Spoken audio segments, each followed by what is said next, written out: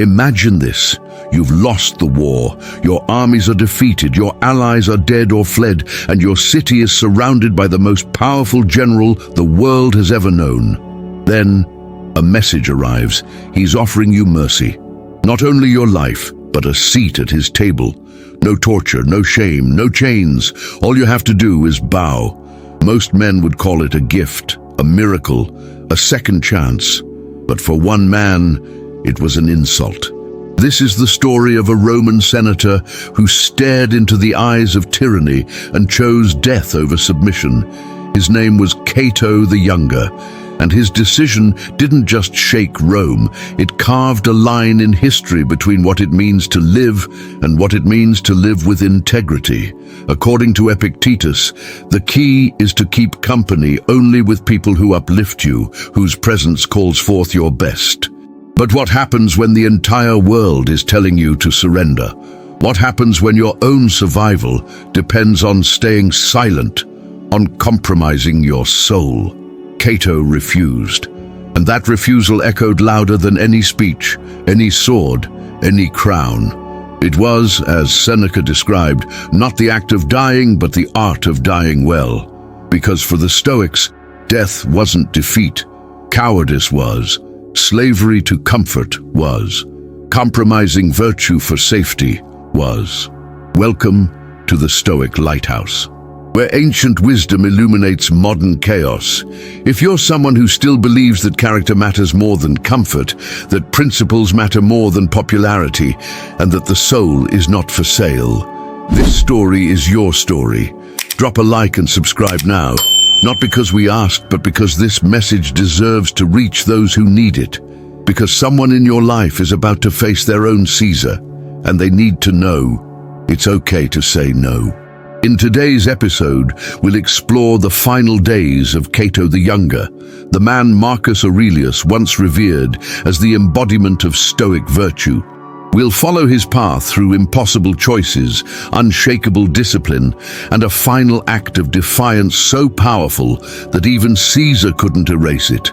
This isn't about ancient Rome. This is about the battle we face every day between what's easy and what's right. Number 1, the man who refused to bow.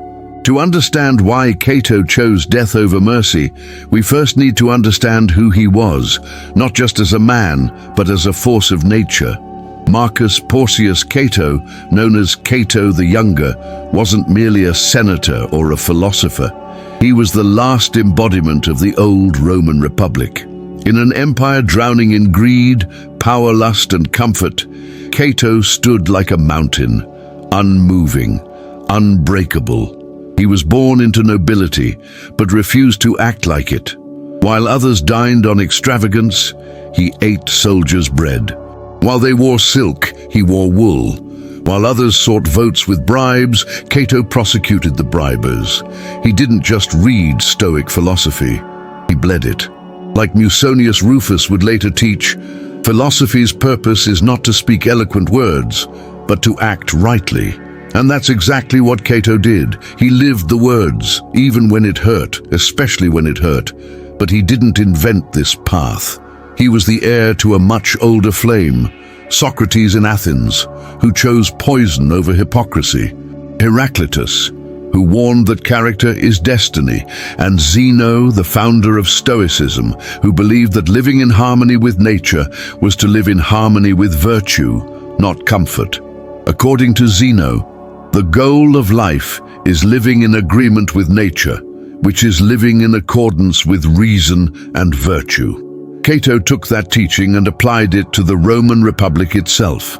For him, the Republic wasn't just a system of government, it was the natural order, a balance of laws, duty, and freedom. Caesar's ambition to crown himself a living god wasn't just illegal, it was unnatural. It was chaos in a man's body. And Cato, he was the immune response. His enemy wasn't Caesar's army. It was apathy, corruption, cowardice, the slow erosion of a society that once prized honor above gold. In many ways, he was the last Roman, clinging to the edge of a cliff while the rest let go for comfort. Modern philosopher William B. Irvine writes, "The Stoics' goal isn't to eliminate emotion, it's to eliminate destructive emotion." Cato showed that discipline wasn't suppression, it was fire under control. He wasn't cold, he was principled. He laughed with his men, he walked barefoot among them, he drank the same water. He was their general, but never their tyrant.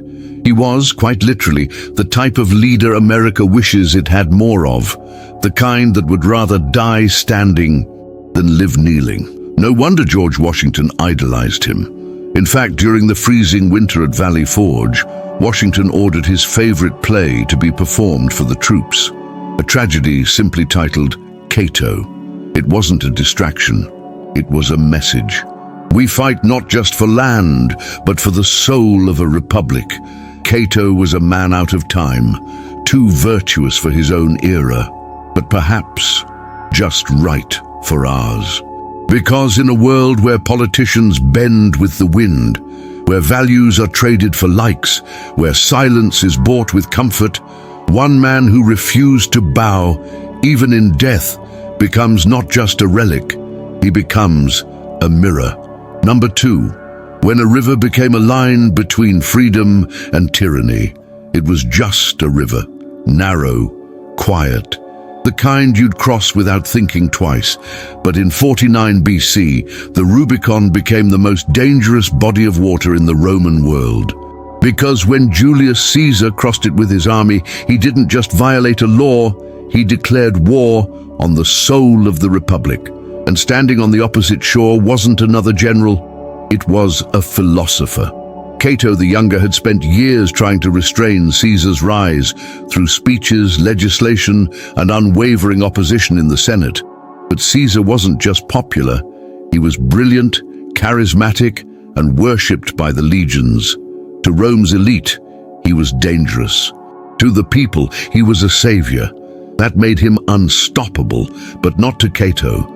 According to Chrysippus, the second founder of Stoicism, he who sins willingly is more guilty than he who sins through ignorance. Cato saw Caesar's ambition not as a flaw, but as a conscious betrayal. A man who knew the law and chose to break it. A man who knew the cost and didn't care. So when Caesar crossed the Rubicon, Cato didn't hesitate. There were no calculations, no compromises, no attempts at peace. Because to Cato, there was nothing to negotiate. You either live under law or under the will of a man. One is freedom, the other is tyranny. Modern philosopher Ryan Holiday puts it plainly, there is no compromise with tyranny. You either resist it or you become part of it. This was not a political disagreement, it was a moral collapse. And Cato understood what was at stake long before others did. To most senators, this was a crisis of power. To Cato, it was a test of character. The same test that Socrates faced when the Athenian state condemned him to death. The same test that Martin Luther King Jr. faced in Birmingham jail. The same test every person faces when the world asks them to sit down, shut up, and play along. According to Epictetus, you may fetter my leg, but my will. Not even Zeus himself can overpower that. Caesar had the armies, the money, the masses. But Cato had something else, an internal constitution. His soul wasn't subject to elections. And his values couldn't be traded like votes. Many senators fled. Some tried to reconcile. Others simply folded. Cato chose a different path. He stayed. He stood, he fought, even if he knew he would lose. And that's what makes this moment so powerful. He didn't resist because he thought he would win. He resisted because resistance was the right thing to do. Because once you betray your principles to save yourself, you're already lost. In that sense, the Rubicon was never just a river. It was a mirror. It asked one simple question, what are you willing to trade for peace? And Cato's answer was nothing. Number 3, virtue under siege, how to stay stoic in the fire. The war was a disaster. Caesar's legions moved like fire, consuming everything in their path. One by one, Cato's allies fell. Pompey, once Rome's greatest general, fled to Egypt and was murdered on arrival. The Senate fractured. The cause seemed hopeless. And yet, Cato didn't flinch. Why? Because Stoicism isn't for sunny days. It's forged in storms.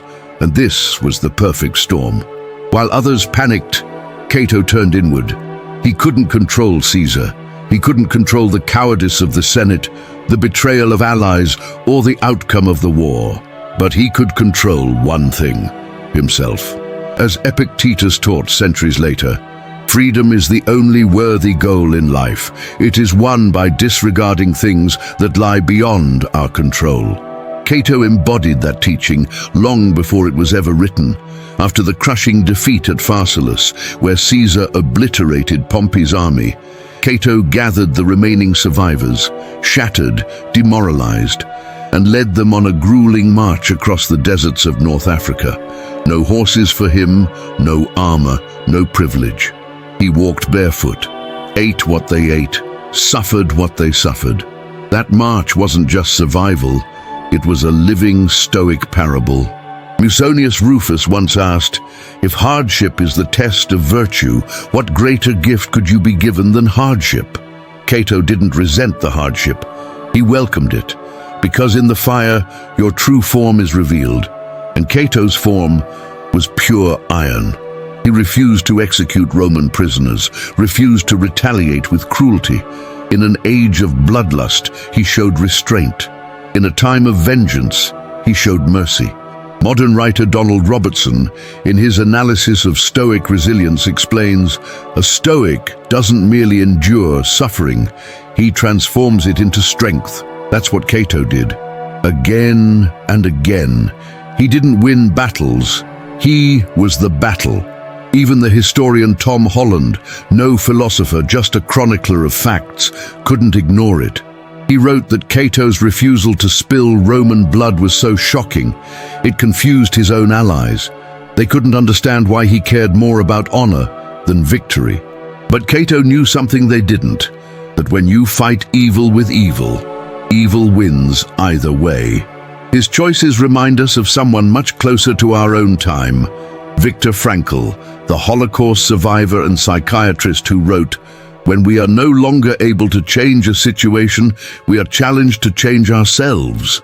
That's Stoicism in its rawest form, not as a mantra, as a lifeline. Cato's war was never really against Caesar. It was against despair, against rage, against the seductive pull of just this once. He didn't need to win the war to win the day, because as Heraclitus taught, character is destiny. And Cato's character was already carved in stone. Number 4, the last stand, Caesar's victory, and one final obstacle. The Republic was dead, its armies crushed, its leaders either slain, captured, or crawling back to Caesar in chains. Only one outpost remained, the port city of Utica. And standing at its gates, as the shadow of Caesar approached, was Cato, exhausted, surrounded, but still unbroken. Cato wasn't a fool. He knew the war was lost.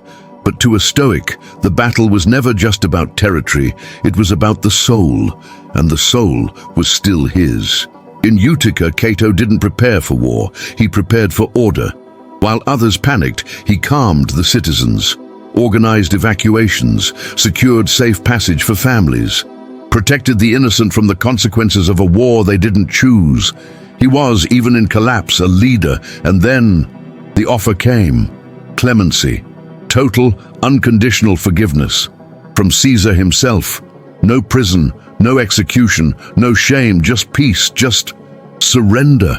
To most, it was the opportunity of a lifetime. A gift. The hand of Rome reaching out. A way out. But to Cato, it was something else entirely. It was the final trap. Because Caesar didn't want Cato's body. He wanted his submission. Historian Adrian Goldsworthy wrote, "Caesar's mercy wasn't kindness, it was domination. It made the forgiven forever small." By accepting Caesar's pardon, Cato would have validated Caesar's rise. It would be as if the soul of the Republic itself bent the knee.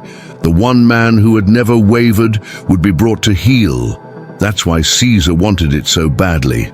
Not for strategy, for symbolism, but Caesar didn't understand Stoicism. He never had. As Seneca once said, "To live is not a good, but to live well, that is the good." And for Cato, to live well meant to live free. Not free as in breathing, free as in untouchable by flattery, fear, or force. He saw through Caesar's clemency. It wasn't peace, it was poison in a golden cup. Modern philosopher Nassim Nicholas Taleb might have called this skin in the game. Cato had it. He had wagered everything, not for survival, but for principle. And now the world was offering him safety in exchange for silence.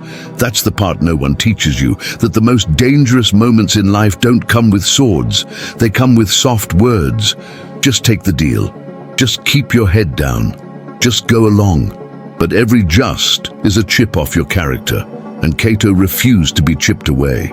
Ryan Holiday captures this perfectly. Character is fate. You can't escape it. You can only choose to live by it or betray it. And Cato? He chose to die with it, because for him there was still one battlefield left, and it was inside him. Number 5. His final night, when philosophy meets the blade. There are many ways to face death. You can fight it, you can run from it, or you can walk toward it with calm, clarity, and purpose. That's what Cato did. With Caesar's army just days away, the citizens of Utica in panic, and the Republic in ruins, Cato had one final responsibility: to finish well. He began not with himself, but with others. He secured ships for those who wished to escape. He helped organize the peaceful surrender of the city to avoid a massacre. He gave advice to his son, not urging martyrdom, but adaptation. His message was simple: live, if you can do so without giving up who you are. That night, Cato hosted a final dinner with friends and philosophers. No tears, no despair, just conversation about duty, virtue, and life itself. Plutarch writes that Cato spent hours calmly discussing Stoic principles, as if lecturing in a classroom, not preparing for death. He was not rehearsing tragedy, he was practicing alignment. Marcus Aurelius, centuries later, would echo the same idea. It is not death that a man should fear, but never beginning to live. Cato had already lived, truly lived, not in comfort, but in virtue. And now, he would die the same way. After dinner, he retreated alone to his quarters. He didn't choose silence, he chose wisdom. He opened a scroll, Plato's Phaedo, a dialogue recounting the final hours of Socrates, who, like Cato, had been sentenced not by criminals, but by a state that had lost its soul. He read it, not once, but twice. Then he drew his sword, but fate intervened. His first strike failed to kill him. Servants rushed in. A doctor tried to save him. His son pleaded, and for a brief moment, the philosopher was alive, bleeding, but breathing. Most men would have taken that as a sign, a second chance, a stay of execution, but not Cato. While the doctor was distracted, Cato used his last strength to rip open his own wound, ensuring that his decision, his final act, would not be undone. Why? Why such violence? Why not flee? Why not accept mercy? Because for Cato, freedom had already left the world. All that remained was the ability to leave it on his terms. As Seneca wrote, "Just as I choose my ship when setting out on a voyage, and my house when I intend to reside, so will I choose my death when I am about to depart life." And Cato's choice was not impulsive.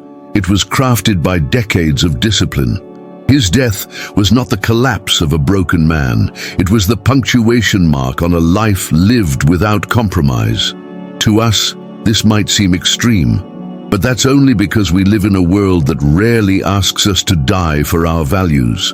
What it does ask every day is that we live for them, Cato showed us what that actually looks like, and in doing so, he redefined what courage means. Not brute strength, not blind rage, but deliberate, principled action in the face of impossible odds. It wasn't just his sword that made history, it was the hand that held it, calm, steady, and utterly free. Number 6. The one man Caesar couldn't conquer. When word of Cato's death reached Julius Caesar, something unexpected happened. There was no celebration, no parade, no speech of triumph, just silence and then frustration, because Caesar had won every battle except the one that mattered most to him. He wanted Cato alive, not because he admired him, but because he needed him. As a prize, a symbol, a man who once defied him, now bowed to him. But Cato robbed him of that. Plutarch records that Caesar, upon hearing the news, muttered, "Cato, I envy your death. You denied me the glory of saving your life." In that line, Caesar admits what every tyrant eventually learns. You can defeat a man's body, but not his conviction. And if that conviction survives, so does the rebellion. Cato's death lit a fire the empire couldn't extinguish. He became a myth, a rallying cry, a ghost that walked the marble halls of power long after his body had turned to dust. To the Stoics, he became a benchmark of virtue, the gold standard against which all others were measured. Ryan Holiday describes Cato like this: "To the Romans, Cato was what Socrates had been to the Greeks, the ideal, not just of thought, but of action." Seneca referenced him constantly, not as a friend, but as a moral compass. Epictetus spoke of him with awe, despite being born into slavery, and Marcus Aurelius, the philosopher emperor, carried the burden of trying to live up to his example. Cato was no longer a man. He was a question whispered into the ears of every leader. Would you have done the same? His influence didn't die with the Republic. It reached across oceans, across centuries, across revolutions. When George Washington needed to inspire freezing troops in Valley Forge, he didn't call for sermons or songs. He called for a play, Cato, a tragedy. It was performed by firelight. Soldiers wept, officers clenched their jaws. And in that moment, Cato, dead for nearly 2,000 years, marched again. Because he wasn't just a Roman hero, he was the first citizen of every free nation yet to be born. The founding fathers read his story obsessively. Thomas Jefferson quoted him. Patrick Henry channeled him when he declared, "Give me liberty or give me death." That wasn't metaphor, it was Stoic doctrine. Modern Stoic author Donald Robertson explains, Cato showed that philosophy is not theory, it's a way of living or dying with reason and with choice. And that's what Caesar never understood. That true power doesn't come from titles or troops. It comes from the ability to say no, even when yes would save your life. Caesar ruled Rome, but Cato ruled himself. Number 7, the most powerful no in history. Cato's final act wasn't just a rejection of tyranny, it was a message for you, for me, for anyone who has ever felt pressured to compromise their values in exchange for comfort, applause, or peace. Because the battlefield today doesn't look like Utica. It looks like your office. Your social feed, your relationships, your internal dialogue at 2 a.m. It's not Caesar at the gates anymore. It's your own fear, insecurity, greed, and hunger for approval. And they all whisper the same seductive thing. Just say yes. Yes to the promotion that demands you stay quiet about what's wrong. Yes to the friend group that laughs at things you know you shouldn't accept. Yes to the relationship that requires you to become someone you're not. Yes to the creeping erosion of your standards, one small concession at a time. But here's the thing, every yes you give that violates your conscience is a tiny surrender, a slice off your soul, and eventually there's nothing left to give because you've already sold it. According to Jordan B. Peterson, each time you lie, each time you betray yourself, you lose strength, and every time you tell the truth, especially when it's hard, you grow stronger. Cato said no, and not just to Caesar. He said no to everything that tried to purchase his silence, to bribes, to comfort, to political alliances, to fear, to survival. And by doing that, he taught us something radical. Saying no is not weakness, it's power, because it means you have something inside you that cannot be bought. Modern philosopher William B. Irvine wrote, "Stoicism trains us to value our character more than our circumstances." That's the lesson.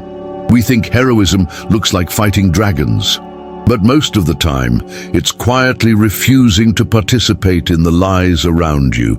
It's walking away when everyone else is staying. It's choosing truth over acceptance. It's drawing your own Rubicon and saying, "I don't cross that." So here's the real question. What is your Caesar? Is it success at any cost? Is it silence in the face of injustice? Is it comfort that numbs your calling? And more importantly, what is your Utica? Where's the line that once crossed, you no longer recognize yourself? You don't need a sword. You need a standard. You don't need a revolution. You need resolve.